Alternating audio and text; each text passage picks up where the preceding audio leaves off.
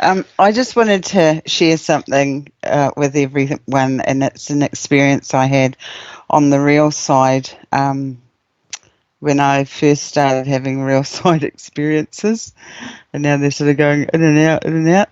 But anyway, what happened was in the physical was my partner became quite ill, and with a heart attack, his heart had having problems with that, breathing and stuff. And anyway, I said to him, it probably isn't your heart, it's probably something else. And one thing led to another. He ended up in hospital, and then 800 miles away down in Brisbane. That night I came home, of course, after, taking all his stuff to the hospital for him. And I came home and I went to sleep, and unbeknownst to me, I was there in the doctor's cubicle. You know how they have doctor's cubicles? And I was there and I was talking to the doctor.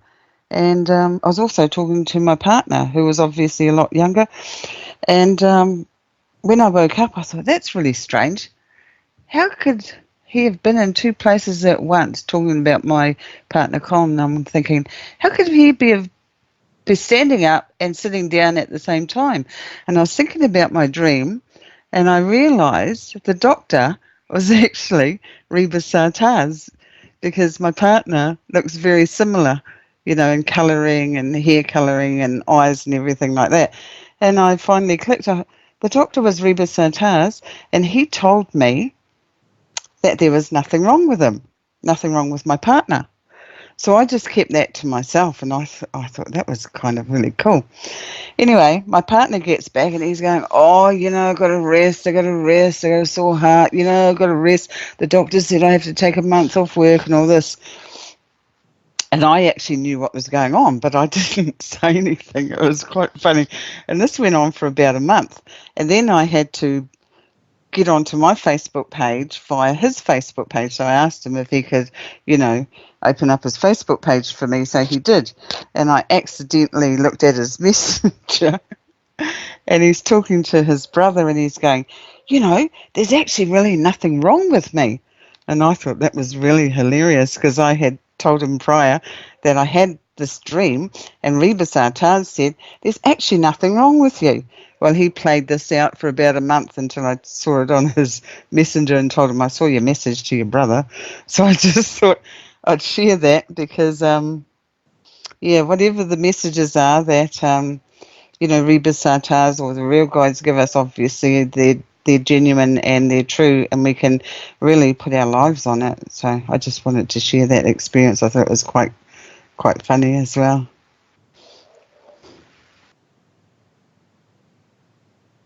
Yeah, you had us laughing here. That's funny. That's cool. Yeah. Yeah. I'll just share an experience too. Without going into too much detail,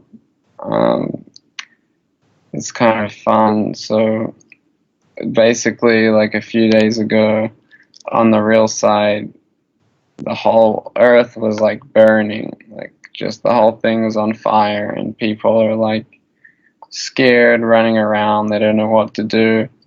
And basically that's what's happening right now. There's fires everywhere, and people, they don't know what to do about the natural environment that supports them.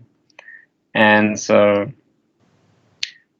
basically, fast forward, what happens in the experience is like us, like the new kids, which is all of us and all the other friends we have that are sharing the new you around the world and on the internet and things, we kind of became superheroes, and we put out the fires, and we showed people, that the fires came about because they were agreeing to be controlled by the people who wanted the fires to be there and who were creating them. And so by withdrawing their agreement, they don't have to be there, and there's a new way to make sense of things by supporting the natural environment, and you can sing the new you and get your own answers as to what life is like. and we keep seeing all these spiritual paths, that people cling to and refer to, that they don't go anywhere. They go somewhere in creation, whether it's like a nice temple or place, and the other levels like the astral, causal, mental, etheric realms. But there's still authorities everywhere and they make things so complicated. But with us, it's so simple. You just recognize what life is, and you become aware of your five bodies and what's happening in cause and effect creation. And there's this new song that you can sing to get your own answers. And to some people, it's kind of scary, And I mean, I saw it within myself when I first heard about it, but I tested it and I had so much fun with it. And so, yeah, it's just like since I had that experience, I keep seeing like more people making videos and sharing the new you and their experiences, and it's like things are really kind of accelerating here. Like time and space is funny, and time is always being sped up, and so it's like you just got to be now and see what's happening, and paying attention to my intuition is fun, and my real awareness. And so, yeah, we're like the new kids are kind of like the superheroes, and we all decide our role and what we're going to play in this big adventure. And as Dwayne often says, there's a whole lot more to come, and so we just got to keep going and be ready for the adventure and whatever life kind of sees we can do, and whatever it comes about, be ready for the challenge and the adventure, because it's really coming. It's pretty cool. That's really cool. Your experiences are really awesome, Henry.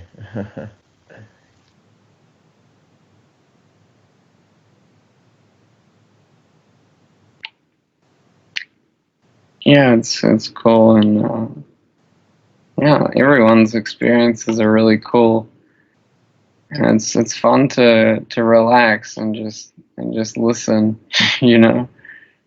So, because everybody around is rushing, and there's only so much time here to kind of create a benefit and change things. But yeah, it's fun to slow down and hear everyone's experiences. So, yeah, did anyone else want to share anything or say anything?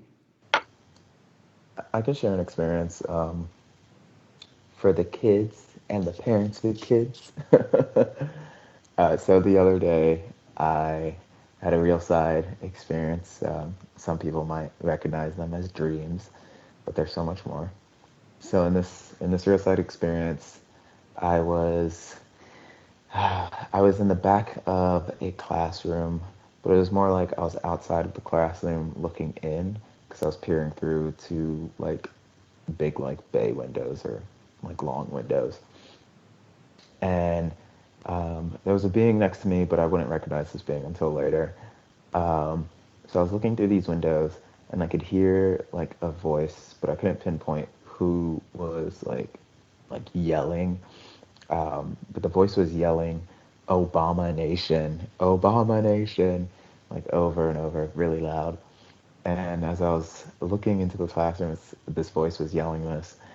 All the students, they were like little kids. They were like all standing up in unison and moving in unison and like moving their arms in unison. And it was just like they honestly were just they all just like looked like automated like robots. They were all moving together and like you know what I mean. Um, and and then a kid like walks away from his desk, and he bends down and he picks up like a stack of money, and he's like, somebody lost $27. And I turned to the being next to me, and I jokingly said, "Oh, I lost that $27." But like I didn't really care or anything. I didn't care that I lost $27 or whatever. um, and then when I turned like fully to the being, then my experience shifted. Um, I mean, I can share the second part too, but the second part was like me with a being that appeared to be my friend, but I suspect really wasn't. And we were just talking, and she's telling me about an organization called BEIT, BEIT, though I suspect it's not an organization that particularly exists in the physical, but it was more like the idea behind it. Um, what is it? There was like an acronym that went with it, but it was like the banking elite something. Um, but it was just basically like the idea was like uh, those beings that control the banks um, are putting forth all of these indoctrinating, or at least some of these indoctrinating um, systems to control everyone. Um, but yeah, and then like she asked me for some wheat thins because we were standing behind what appeared to be my car in the physical. Like I opened the trunk and I was like looking through my trunk and I was like, well, there's no wheat thins here, but I can buy you something sweet to eat. And then I closed my trunk and like we walked off, and that's when the experience ended. Yeah, this was like a couple days ago.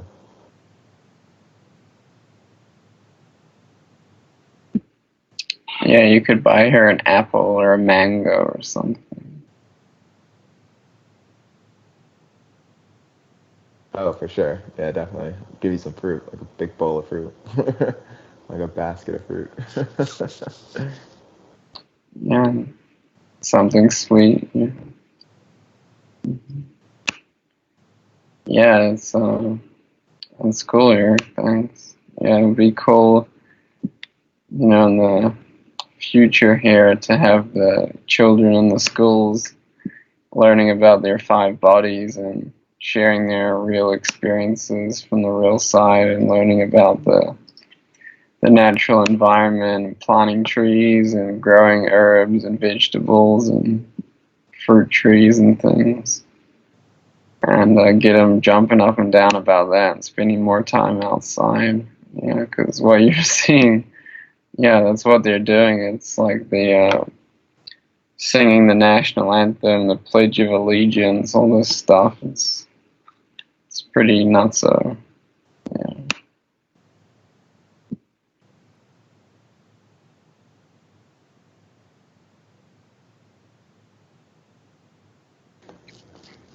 Yeah, for sure. What was the idea? Everyone, I mean, didn't people used to homeschool their kids like way back in the day? The communities were far more integrated and far more aligned to the all natural environment. Really, like everyone learned from the all natural environment and learned real stuff, like how to survive here and how to like better their lives. Because, like, I mean, you can better your life with technology, but then you see what we have when you go that way. We can better your life and your position by supporting the all natural environment that supports you.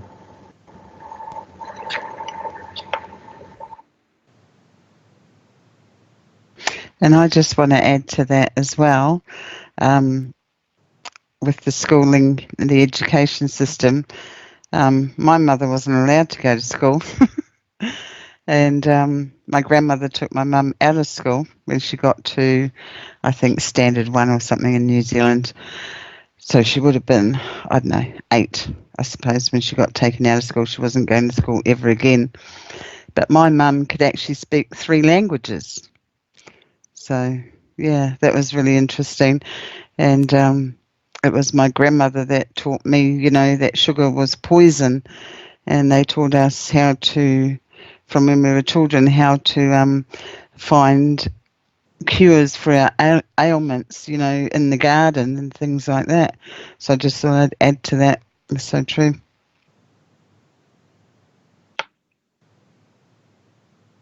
Yeah, that's great. My favorite sweet treat in New Zealand was after it rained going up to the the flax, the harakiki flowers, and like sucking out the water, all that sweet nectar, and it tastes like a vibrant nectarine or something. It's pretty cool.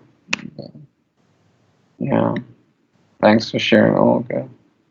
It's quite interesting. There's such a heavy tap line with education, and I saw a glimpse of it tonight, just speaking with the individuals around me that I was hanging out with.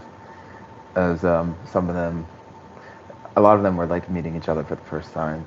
So, like one of the first questions everyone would ask each other was, "Oh, do you go to school? Oh, and then like a lot of my old friends didn't really like finish college or like either went to college for like a semester or just didn't go at all, and like just the adverse reaction from the younger individuals that were like, oh, you don't go to school or anything like that. And it's just like, I mean, you're probably better off not going back into robotized college, you know? It's just quite interesting how the importance that's placed upon it. And I'm not saying like you can't learn anything in there, but it's like, look at what you're learning, you know, does it actually have any real value? Or are you just perpetuating the system, the military industrial complex?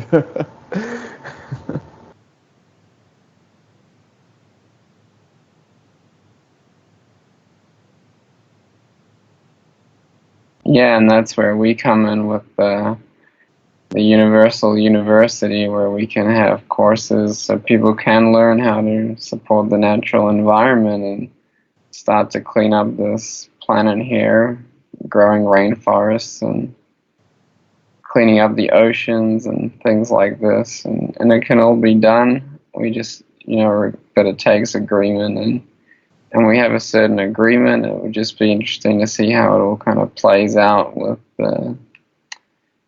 the unaware masses. They want to actually take the time to do something, and realistically they kind of have to, otherwise you see where things are going. So yeah, it's a fun challenge for us to present it to people and create this new focus of supporting the natural environment. And I just finished putting together a document called the Turf Project Proposal. If anyone wants to look at it, I can send it to them, or I'll have to put it on one of our websites to download. And it's about 48 pages about how we can grow rainforests using different things like different types of agroforestry or food forests and soil biology, and using scalar energy to help assist with the plant growth and biodynamic gardening and Ormus, all these cool things, and how the universities will be like, this is where the universities will be, to have physical locations, will be where the forests are. And at the universities, they can also be like nature resorts, as like healing centers. And so I talk about the natural building techniques we can have depending on the location, and the different healing modalities we can use so people can have more energy in their physical bodies, like Gloria here, who's running around again, and so they can go out and plant these forests in different parts of the world and teach others how to do it, and clean up the oceans and everything. So yeah, it's cool. And the people who have been to these universities, like Erick was saying, some of them have learned things that we can utilize, like engineers who can design and build, the all solar research vessels, and for as one example, and or biology people that understand how to make plants grow really good, like Dr. Elaine Ingham. If anyone's heard of her, she's very cool, and she can make the soil really healthy so the plants can be really healthy, and the animals and the people and the whole ecosystem. So yeah, it's really cool, and we've learned what not to do. So now we can start doing what does make sense.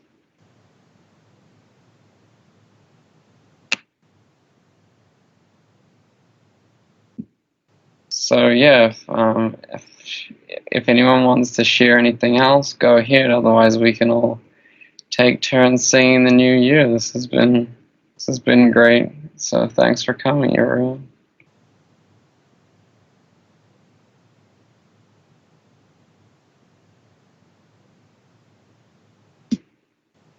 Okay, do you want to start, Gloria? No, you.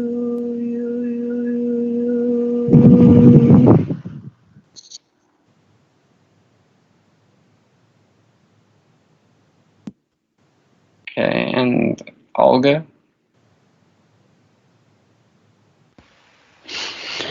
No, you.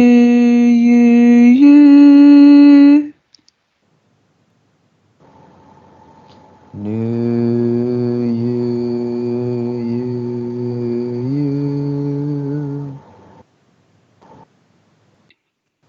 Okay, thanks everyone. So we'll see you in a week or two, and yeah, this was awesome. So we'll see you on the real side, and yeah, thanks for showing up. Thank you. Hi, Henry. Before you go, I had a dream about you. I just remembered it. Do you have time to tell you about that? Yeah, sure, go ahead. It belongs to about 1 or 2 months ago. I don't know the exact time. I was sitting on a bed in a room, and you was just outside the room in front of me, and you was talking with the African person, and you were talking with him, and in the same time you were drinking wine, and I was wondering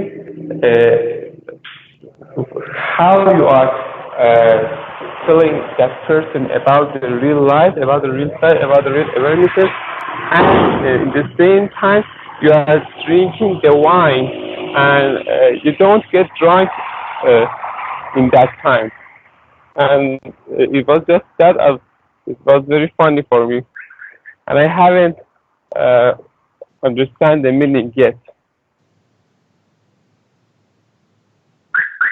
That's kind of funny. Yeah. Well, I drink grape juice here, but yeah, the wine I could mean different things. I don't know. I don't see exactly right now, but Well, there's this certain rituals and Okay, guys, bye for now. Thank you for being there.